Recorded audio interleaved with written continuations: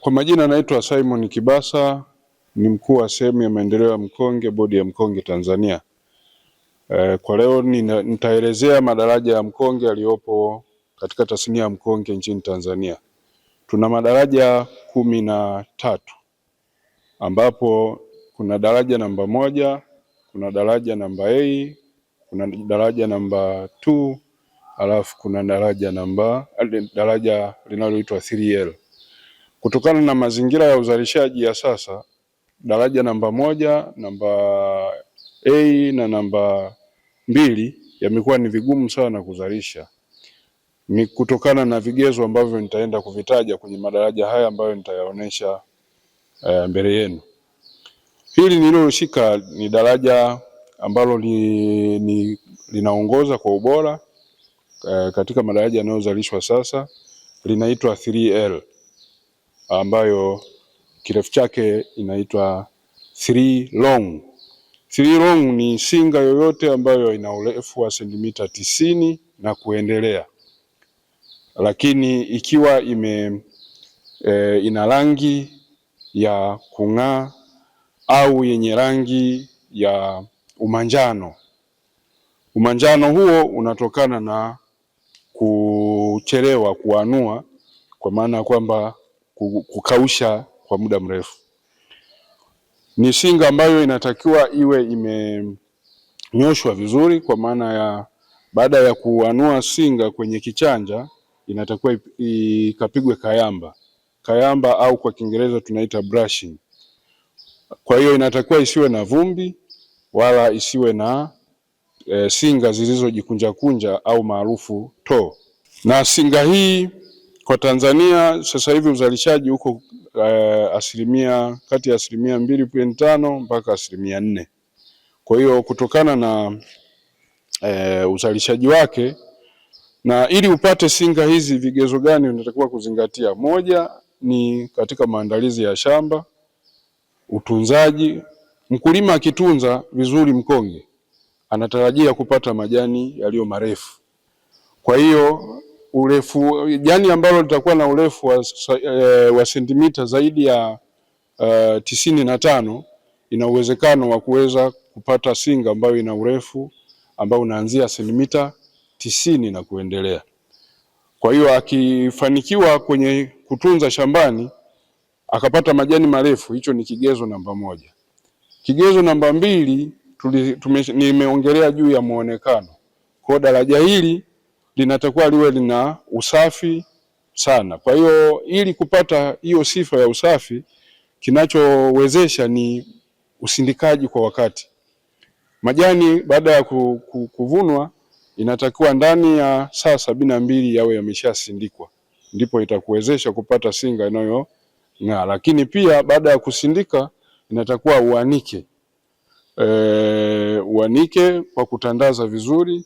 Ukienda kwenye mashamba ya mkonge wanasema utandike chandarua. Kwa hiyo ndio inasaidia kuweza kupata muonekano ambao ni mzuri wa rangi ya maziwa au rangi ile ya umanjano, lakini sio umanjano wa uchafu, ni umanjano wa kuchelewa kuanua. Kwa hiyo hizo ndizo sifa za daraja ambalo linazalishwa kwa wingi kwa hivi sasa, ukiacha yale madaraja mengine matatu. Daraja linalofuatia ni daraja la 3S au 3 short. 3 short ni singa zozote zenye urefu wa sentimita 60 mpaka 89.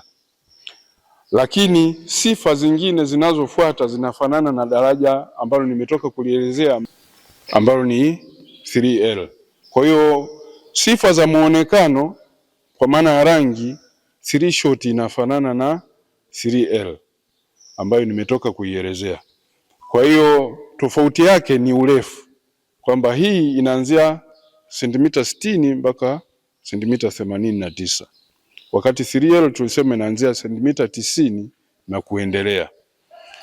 Daraja linalofuata ni daraja la UG. UG ni singa yoyote yenye urefu wa sentimita 60 na kuendelea, lakini yenyewe inakuwa na rangi ya kufifia au vimadoa madoa vidogo vidogo. Kwa hiyo singa yoyote yenye sifa hiyo inakwenda kwenye daraja la 3 la UG. Na ukiangalia kwenye uzalishaji kwa takwimu tulizonazo, UG inachukua kati ya 65% mpaka 70%. Kwa nini? Ni kutokana na miundombinu tulionayo sasa. Tumesema ili upate madaraja haya mawili niliyotoka kuelezea na mengine ambayo niliyataja na yakawa sasa hivi hayazalishwi, unahitaji kuwa na miundombinu mizuri kutoka kuandaa shamba mpaka kwenye kusindika. Sasa kumekuwa na changamoto za mitambo, za umeme, lakini za nyingine wakati mwingine ni mitambo yenyewe kupata breakdown inachukua pengine siku 3, 4 mpaka 5 hujasindika majani. Lakini wakati mwingine changamoto inayopelekea kwa nini bado tunazalisha UG kwa kiwango kikubwa ni mabadiliko ya hali ya hewa. Unaweza kwa mfano kwa kipindi hiki utakuta madaraja ya 3L kuyapata ni vigumu kwa sababu ni msimu wa mvua. Kwa hiyo singa zinakaa sana kwenye vichanja, na jinsi zinavyokaa kwenye vichanja kwa muda mrefu inapelekea kubadilika kwa rangi kutoka rangi ya maziwa au cream white kwenda kwenye rangi ya kufifia. Daraja linalofuata linaitwa SSUG.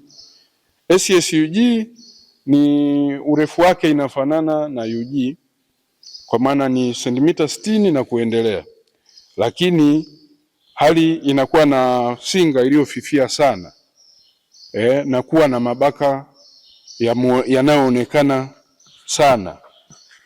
Kwa hiyo singa ambayo ina mabaka mengi na ikawa na rangi ya kufifia sana tunaiweka kwenye grupu ile la SSUG.